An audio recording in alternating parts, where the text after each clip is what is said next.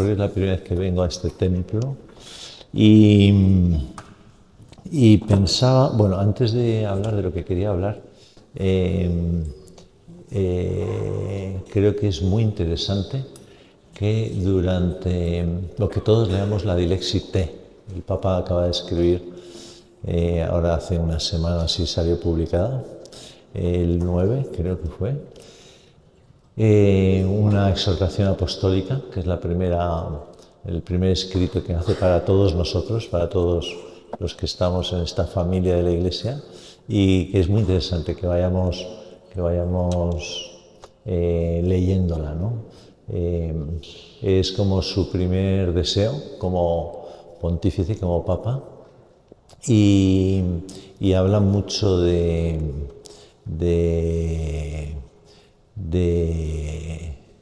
amor a los pobres, ¿no? Y bueno, que lo vayamos trabajando. Luego como algunos sabéis, durante el tiempo de Adviento, a veces hacen unos cuantos, hacen una propuesta que se llama en las montañas, cuando hay una bajada así muy rápida, se llama slope, ¿no? Como un slope, que es como un tiempo en el que uno va bajando, ¿no? Cada vez con más velocidad hasta que llega, ¿no? Pues en este caso, bueno, no esquiando, sino espiritualmente, pues empezar el Adviento e ir cogiendo cada vez más velocidad hasta llegar a la Navidad, ¿no? El slope. Y este año con unas propuestas para cada día y este año seguramente pues la haremos sobre la pobreza, ¿no? Para un poco aterrizar todo lo que el Papa está deseando y que es una buena manera de prepararse para la Navidad. Pero bueno, eso ya llegará porque queda un mes. Pero bueno, sí, como sintonizar. Es muy interesante. Dice mucho de la salud del corazón de un cristiano cuando nos dejamos guiar por los pastores, ¿no? En este caso por el Santo Padre. Cuando nos dejamos guiar por él es que vamos bien, ¿no? Bueno, y lo que quería, el otro día, rezando, me encontraba con unas palabras de San Lucas que me ayudaron mucho para entender qué hacemos aquí. Dice, una vez que Jesús estaba orando solo, lo acompañaban sus discípulos. Y les preguntó, ¿quién dice la gente que soy yo? Y empieza ahí una conversación, ¿no? Pero me llamaba mucho la atención el orando solo lo acompañaban. Y me parece, bueno, que puede parecer contradictorio, ¿no? Porque si estás solo, estás solo. Si estás con compañía, no estás solo, ¿no? Orando solo, le acompañaban sus discípulos. Y me parecía una imagen fantástica bueno, más que una imagen, o sea, una experiencia vivida por Cristo que recoge muy bien lo que nosotros pretendemos hacer en estas horas santas, ¿no? En las horas santas venimos a orar solos. Venimos a orar solos. Solos con el Padre, ¿no? Solos con Cristo, que está ahí sacramentalmente en la hostia, ¿no? en la Eucaristía. Venimos a orar solos. Por eso hay muchísimas formas de oración que son todas buenísimas, ¿no? Y unas son más expresivas, más comunitarias, pero aquí, bueno, pero en Hakuna el modo en el que lo vivimos es orar con mucha soledad. O sea, por eso ese apagarse las luces, que predomina el silencio se rompe con algún canto, pero que se suele procurar que sean cantos que ayuden a esa intimidad, a poner palabras a situaciones, verdades, realidades que vivimos en el corazón y que son como vehículo, ¿no? Las canciones no es para hacerlo ameno, sino para alimentar y vehiculizar, ¿no? Hacer de vehículos a a lo que vivimos dentro y ponerle palabras y cantárselas a Él, ¿no?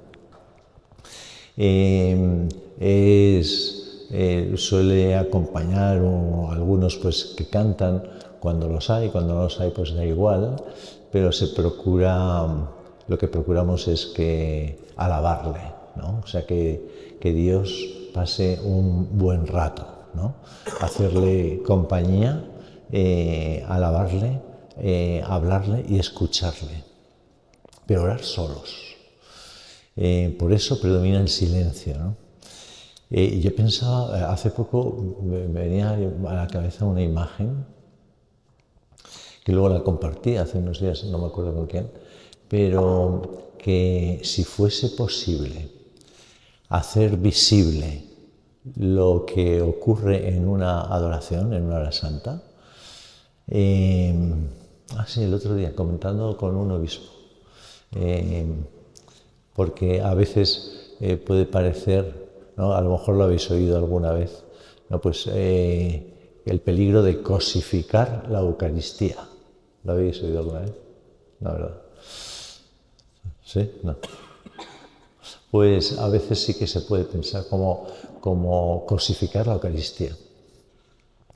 Y yo decía, eso solo lo puede decir el peligro de cosificar la Eucaristía, o puede caer solo el que piense que ahí hay una cosa, pero el que sabe lo que hay ahí, y además yo creo que muchos de nosotros por experiencia podemos hablar con experiencia, que ahí no hay una cosa, ¿no? O sea, ni siquiera un pan sagrado, ni siquiera podríamos decir el cuerpo de Cristo, que sí es, pero no es el cuerpo de Cristo, es, como decía algún concilio, que está con su cuerpo, su sangre, su humanidad y su divinidad, ¿no? Su alma y divinidad. O sea, está Cristo vivo en ese pan. Yo me acuerdo que ahora mientras venía aquí me venía a la cabeza una anécdota que cuentan del cura de Ars. El cura de Ars, un sacerdote muy majo, muy sencillo, en un pueblo que sobre todo había moscas, y muchas más moscas que habitantes. Era un pueblo muy pequeño y se dedicaban pues más a la agricultura, y él fue allí de cura, y bueno, los que no hayáis leído su vida os recomiendo que leáis, pero él empieza allí a vivir y a confesar y a rezar. Y el caso es que empiezan a ir gentes, empiezan a ir autobuses, empiezan a montar hostales para acoger a la gente, colas de 16 horas para confesarse. Gente que cogía turnos y a veces tenían que esperar 2 o 3 días. O sea, un sacerdote con una sencillez, con una santidad brutal. Y cuentan que él cuando predicaba, decía a los del pueblo, les decía, cuando vosotros entráis en la iglesia, por ejemplo, ahí están entrando unos, ¿no? Pues cuando entréis en la iglesia, que sepáis que Jesús desde el sagrario dice, hombre, qué bien que estás aquí, ¿no? Qué alegría que hayas venido aquí a verme. O sea, tenía una conciencia de Jesucristo vivo en el sagrario, en la hostia, en la Eucaristía, y es mucho más certero, mucho más ajustado a la realidad eso, que una asistencia casi como, ¿no? O sea, Jesucristo ahí palpitando, ¿no? Palpitando, viendo.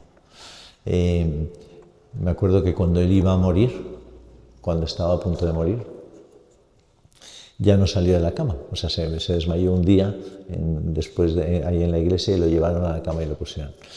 Y entonces al día siguiente le llevaron un sacerdote que le ayudaba de vez en cuando, joven, pues le llevó la comunión a su habitación. Y entonces le dijo, Jesús, qué bueno eres. Yo todos los días he ido a verte, y un día que no puedo yo ir a verte, vienes tú a visitarme a la cama, ¿no? Esa conciencia de Jesucristo vivo, ¿no? en la hostia. Muy, muy importante que pidamos al Señor esa fe, esa sensibilidad, ¿no? Y cuando le contaba como la imagen que me venía de lo que ocurre en una hora santa, aquí se apagan las luces, está la soledad de cada uno, estemos 5 o 50, nos da igual, pero cada uno a solas con el Padre, a solas con Cristo. Y desde ese pan, decía que si pudiésemos hacer visible lo que ocurre, si lo espiritual pudiese ser visible, pues podríamos ver como que de ahí sale una fuerza. Además, esto no es ninguna imaginación demasiado grande, es bastante real. Sale porque el Espíritu de Dios, ojo, el Espíritu de Dios, o sea, es decir, la intimidad, la vida de Dios, del Dios que ha creado todo, que es misterio, inaccesible, inimaginable, innombrable, el Espíritu suyo, Cristo ha venido para dárnoslo. Y ahora mismo nos lo da, en gran medida, nos lo da desde la Eucaristía, desde el altar. Cuando apaguemos las luces y esté ahí Él expuesto, no podemos ver, pero podemos ver con los ojos de la fe, podemos ver que desde ahí mana el Espíritu de Dios, el amor de Dios, porque el Espíritu de Dios es amor, no es que ame mucho o ame siempre, no, es amor. El Espíritu de Dios, puro amor de Dios, se derrama desde esa hostia y va por toda la nave. Uno podría imaginarse que no como un humo, el humo del incienso, ¿no? Que va, o como un gas, ¿no? En los conciertos que se echan así los pistoletazos estos de gas, de humo, ¿no? Y que va recorriendo por aquí y que cuando ve en un corazón una fisura, no hace falta a lo mejor una gran fe o no. En cuanto ve una fisura por la que entrar en el corazón de uno de nosotros, ¡fua!, entra. Y el amor de Dios entra. Os podría contar, bueno, vosotros ya habréis vivido algunas, pero yo, no en vida personal, pero en la de muchos, mil experiencias, ¿no? En las que uno, independientemente de que a lo mejor no me he confesado hace 1000 años, a lo mejor no creo, a lo mejor estoy, yo qué sé, independiente de la situación en la que esté, o con una inquietud que tengo, o con unas dudas, ¿no? O unas dudas acerca de qué hacer con mi vida, o unas dudas de lo que sea, ¿no? El amor de Dios se derrama desde ahí y entra. Qué interesante es que encuentre en mí una fisura por la que entrar. Porque, aunque nos parezca mentira, muchas veces nuestro corazón está, ¿no? O sea, está duro, está sin fisuras, está cerrado a lo que yo pienso, a lo que yo quiero, lo que me preocupa, mis proyectos, mis cosas, mis preocupaciones, pero un poco cerrado, pero una fisura, abrir una fisura. Y venimos aquí a orar solos. Pero, añade, una vez que Jesús estaba orando solo, lo acompañaban sus discípulos. Y ese es otro aspecto. Venimos a orar, a estar a solas con Él, pero acompañados, ¿no? Acompañados. No oramos en una soledad absoluta, una soledad íntima que se abre con Dios y que quiere dejar que Dios entre en mí y sea el amor de Dios, sea vida de mi vida, ¿no? Que sea Él más de mí y yo más de Él, ¿no? Pero lo hago junto con otros, junto con otros. Y por eso, bueno, aquí algunos, pues igual estáis aquí pues porque os va bien o sois vecinos y tal, pero yo hablo quiero explicar el porqué de Hakuna, ¿no? Y cuando quiere empezar alguien a vivir Hakuna en su ciudad o yo qué sé, en su pueblo, donde sea, en su país, lo que hace falta es que una o dos personas quieran seguir al Señor con este aire de familia, con este espíritu, con este carisma que uno ha conocido, por lo que sea, y entiende que es buen camino para él. O sea, Dios se me entrega bien de este modo, ¿no? Con este estilo, con esta familia, con esta compañía. Y esa persona o dos personas, lo primero que hacen es buscar un lugar donde poder orar solos, acompañados. Buscan un lugar donde tener una hora santa, que puede ser lo que sea, o un templo, o una iglesia, o una ermita, lo que sea. Y buscan el párroco o lo que sea, la persona que pueda facilitarles el poderse juntar para rezar a solas, acompañados. Y entonces ocurre bueno, porque lo que quieren es seguir al Señor y seguirle con un aire, ¿no? Participando espiritualmente de una misma familia, ¿no? Con un estilo compartido. Y lo primero que hacen es ir a una santa. ¿Por qué? ¿Por qué? Porque lo que vamos a recibir de la Eucaristía, de la vida de Cristo en la Eucaristía, de ese Cristo vivo, lo primero que vamos a recibir es la unidad. Un modo de querernos que no es nuestro, sino suyo.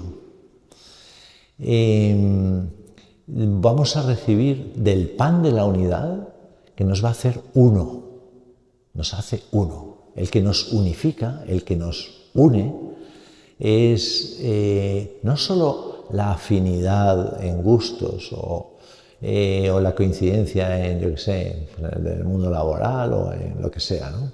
Sino que al ponernos juntos delante de Él nos da una caridad, o sea, el amor de Dios ese que se derrama ahí entre mí, Él es el que nos va a hacer compactos. Bueno, compactos no sé si es la palabra, pero nos va a dar una unidad, un modo de querernos que no es humano. Por eso es muy interesante en el tercer tiempo, porque las santas como sabéis tienen tres tiempos. Uno es, pues, yo que sé, unas consideraciones así como una charla que ayude pues a vivir o a despertar o a formarse, tal. Un segundo momento que es la adoración y un tercer tiempo que es luego pues tomarse algo, ¿no? Para conocerse, compartir. Y yo que me he puesto de rodillas delante de Dios en la Eucaristía, luego me pongo de rodillas delante del prójimo en el bar, ¿no? Porque Él me enseña a arrodillarme delante de Él y Él presente en el prójimo, porque a lo que a mí me hicisteis, lo que hagáis a uno de ellos, a mí me lo hicisteis. Yo me pongo de rodillas luego delante de los demás. Y a lo mejor no le conozco en nada, pero en ese rato veo que se me va concediendo una unidad, ¿no? Un amor al otro que a lo mejor es desconocido, pero que ya le quiero, ya le empiezo a querer. O sea, y me siento participando de un mismo espíritu, de una misma vida, de una misma familia, ¿no? Pero el modo de amarnos que recibimos de Él, si nos abrimos a Él, el modo de amarnos es un escándalo. Un escándalo no es un espectáculo, pero es un escándalo en el sentido de que no sigue criterios humanos, ¿no? ¿no? Aparte de que no hay crítica, no hay queja, no hay cotilleo, pero es un quererse muy sin límites al otro, ¿no? Bueno, ojalá, pero se da, ¿no? Y en la medida en que avanzamos con él, se va dando más, ¿no? Por eso el acompañados es muy importante, porque luego, a partir de ese momento, yo quiero seguir con alguien, con otros a Cristo en una familia. Busco el lugar donde recibir la unidad, ¿no? Donde recibir el querernos. Y luego de ese grupo, por eso nosotros no hablamos de horas santas, hablamos de grupos. El grupo realiza una hora santa, pero Hakuna no son, algunos piensan que Hakuna son conciertos y horas santas. No es ni conciertos ni horas santas. Lo que pasa es que el grupo se nutre y busca como actividad vital de la que va a recibir la vida, busca la adoración, ¿no? La Eucaristía, para celebrarla o adorarla, dependiendo las circunstancias.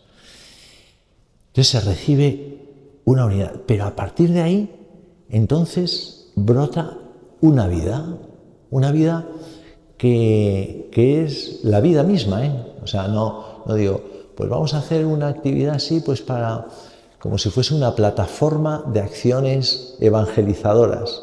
Pues realmente yo creo que Hakuna no es una plataforma de actividades evangelizadoras, que son buenísimas las plataformas y las actividades evangelizadoras, pero cada uno tiene su carisma. Y aquí no es una plataforma de actividades, sino que es juntos, oramos a solas, acompañados, recibimos la unidad y luego vivimos. Y en ese vivir surgen 1000 iniciativas, que puede surgir, yo qué sé, irte al monte o estudiar o irse un fin de semana a X, ¿no? O a hacer una travesía o una peregrinación, ¿no? O lo que sea, o a tomar unas copas, ¿no? El viernes o el sábado. Pero entonces se produce algo que es precioso y que es muy evangélico. Y es que cuando tú te vas al monte con esas personas de las que has recibido una unidad, cuando viene alguien de fuera del mundo, o de fuera del mundo, no extraterrestre, no, uno de fuera de ese ámbito, resulta que cuando nos ve, tiene que poder decir, estos tíos, ¿cómo se quieren? ¿No? No sé, o sea, noto un modo de tratarse y de quererse que no obedece a las leyes de este mundo, ¿no?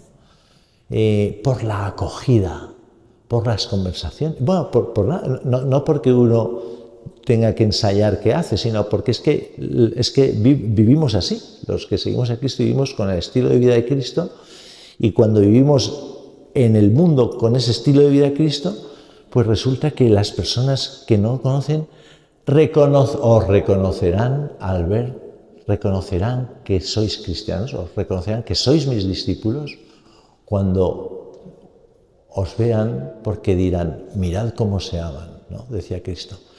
Y se cumple al pie de la letra.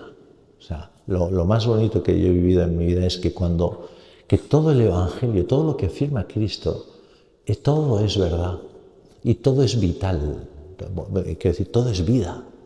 Y vamos, os podría contar también anécdotas, pero creo que es un poco tarde. Un poco tarde.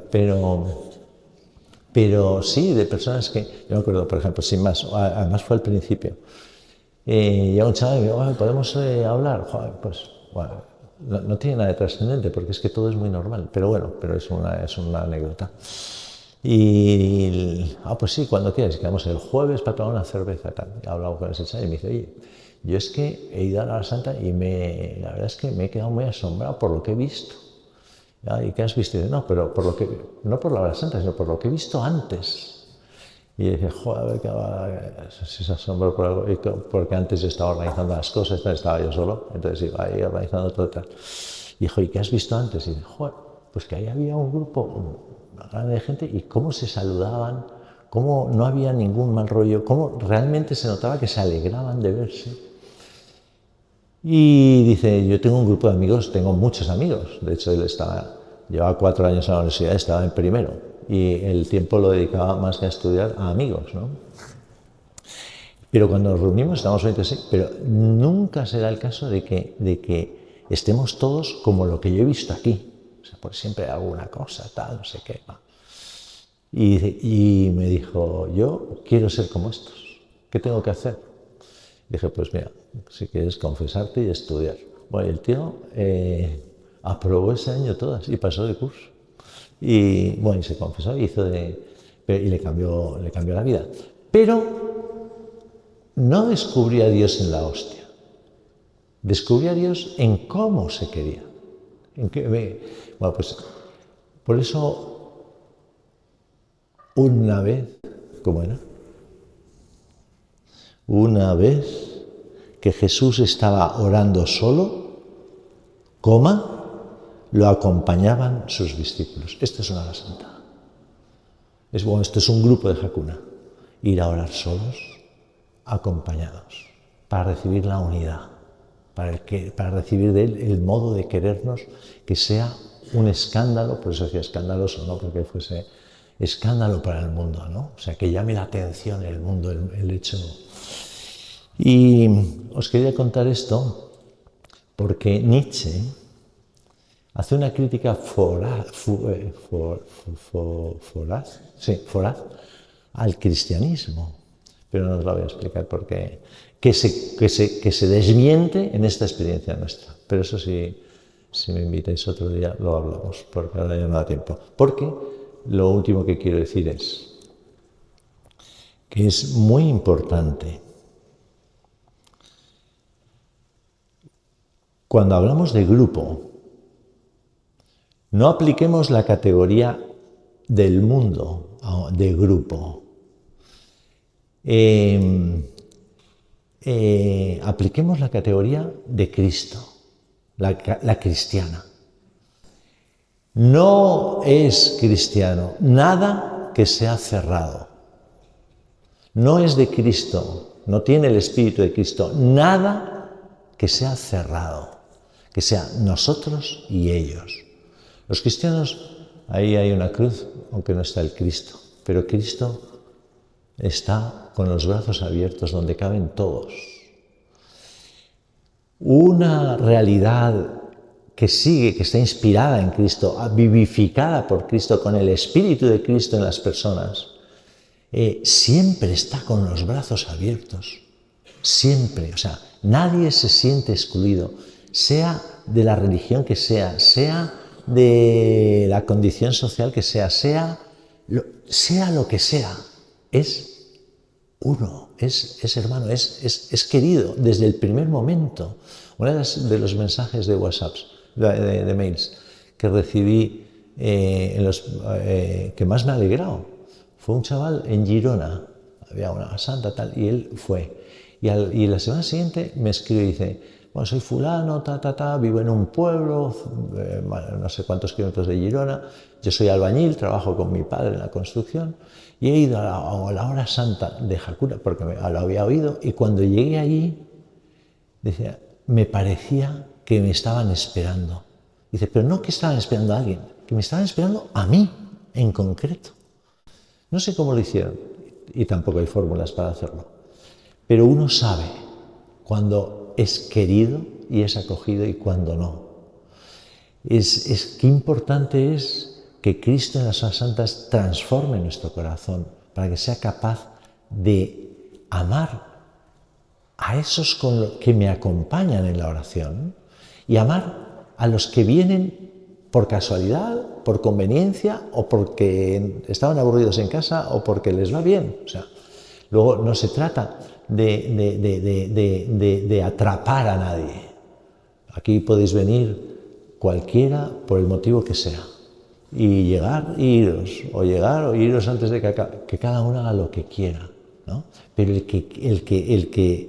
pero cualquiera, aunque venga aquí por interés, da igual, o sea, por lo que sea, queridos, o sea, siempre abiertos.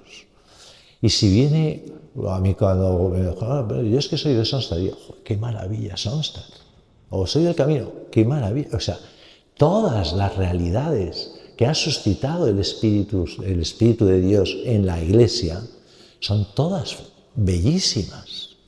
Y todos nos podemos poner juntos a rezar. Y no es ni más ni menos el que es de una realidad o de otra, o el que coordina, o el que...